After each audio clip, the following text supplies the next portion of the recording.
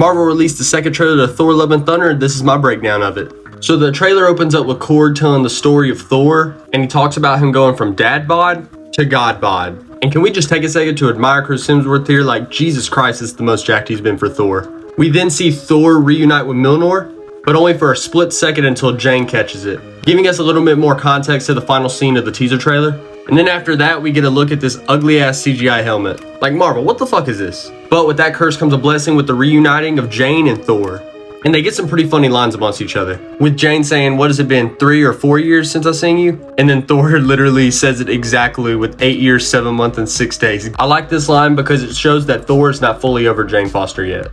After that though, we get our first look at Christian Bale as GORR the God Butcher, and he looks terrifying. Now I do know this is not a very accurate representation of GORR from the comic books, but personally I think I prefer this for live action so that we get more acting out of Christian Bale and it's not just covered by CGI and makeup. I think they made the right choice here. We even get our first line from Christian Bale, with him saying all gods care about is themselves, which I feel like was a reference to this comic panel right here, where he's basically talking about in his origin issue how the gods don't really care about us normal people, and he went through a lot in this issue. I would recommend you go read GORR's origin issue and Jason Aaron's Thor God of Thunder run, because it's some deep stuff why he actually gets mad and believes that gods only care about themselves. Then we get a look at GORR in a more normal state, which I'm almost guaranteeing that this is his origin and this is pre-villain GORR. He then finishes the second half of the line by saying that this is my vow, all gods will die, which is almost a direct quote from this line from the comics. We then get a look at Thor's 2 goats that pull his chariot,